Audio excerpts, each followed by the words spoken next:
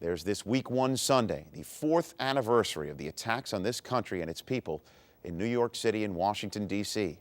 On Sunday, each team will hold special tributes to those lost now 4 September 11ths ago. Nick Lachey and Jessica Simpson will sing a national anthem at the Redskins home opener, a rendition that will be broadcast live in every stadium playing an early game Sunday. Of course, September 11th is also remembered in football towns without a professional team, and the town of Fountain, Colorado is one exceptional town that is no exception.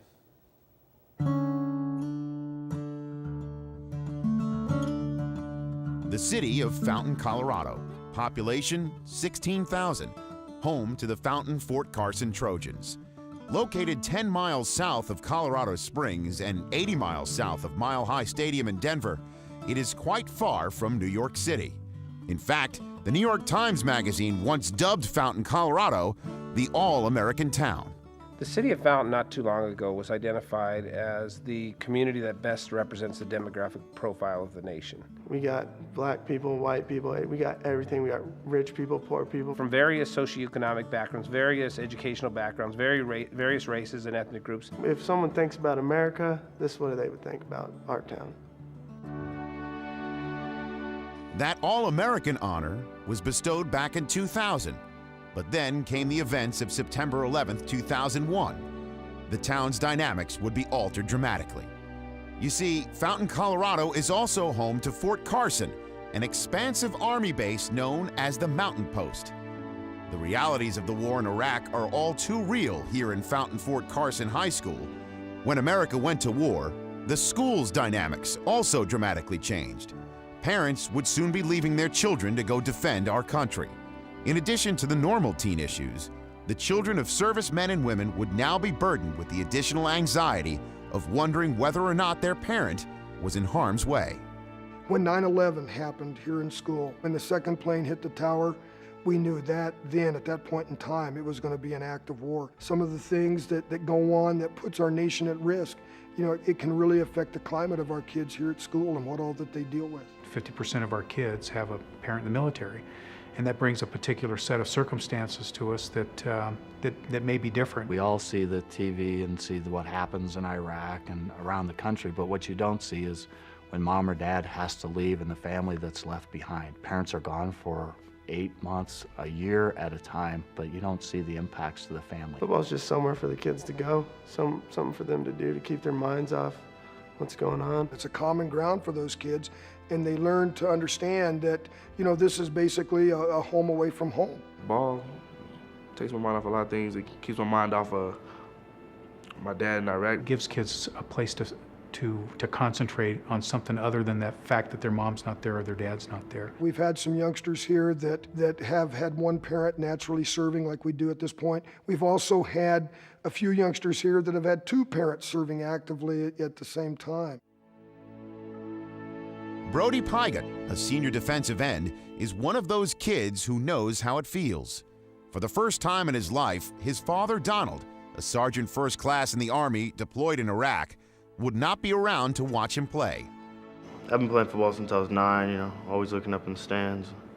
Like before the games, I always spot my mom and dad out, you know, just so I see where they are. And it'd be different to see my mom up there. I don't tell Brody that I cry all the way to the game. I'm sure he knows. But you know, I'm thinking about Donald the whole time. I'm thinking about every play that Brody makes, I'm thinking of his dad. He's missing it. My dad, he never missed a game. This will be the first year. So, you know, it's tough for them. This is going to be a huge adjustment for Brody. Brody's dad was a great high school football player himself, and you know, his heart is with us. And that's going to weigh heavy on Brody's mind. As we get ready to strap the helmet up on Friday night, you know, there'll be one part of the Pygott family in the stands, and that'll be his mother, Kathy. And his dad's heart will be there. And there are some, those are some strong obstacles, you know, that a young 16, 17-year-old player must overcome. There's going to be that empty feeling inside, knowing, you know, that his dad is not there and him wishing that he could be there. I knew he was practicing from Iraq, and I said, this is the first time I've ever missed day 1 since he was 9 years old. But earlier this week, Brody's father was granted a 2-week leave from Iraq, allowing him to make it home in time for his son's first home game of the season. Before each home football game, Principal Jim Calhoun leads the community in a moment of silence in which every person with a family member in the military is asked to rise.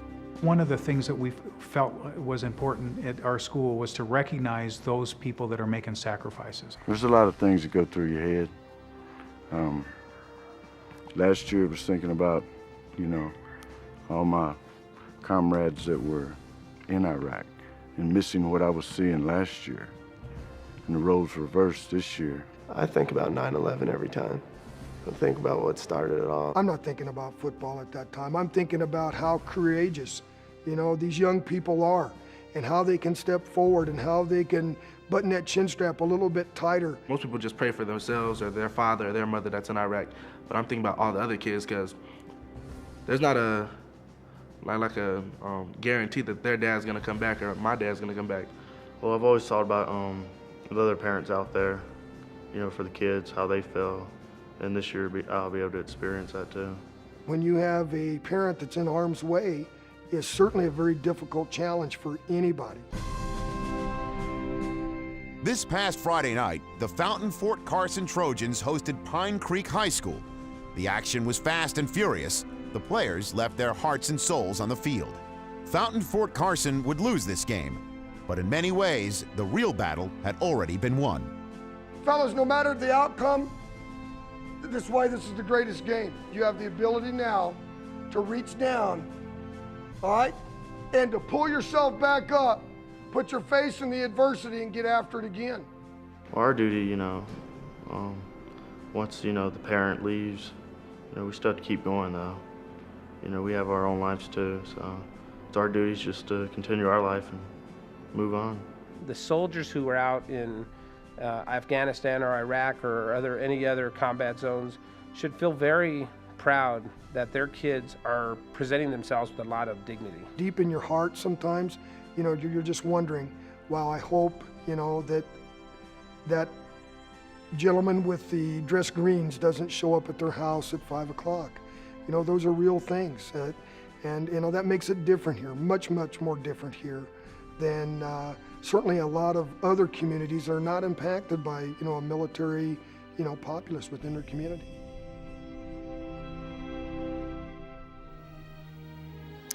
We'll be back to wrap this show in a moment.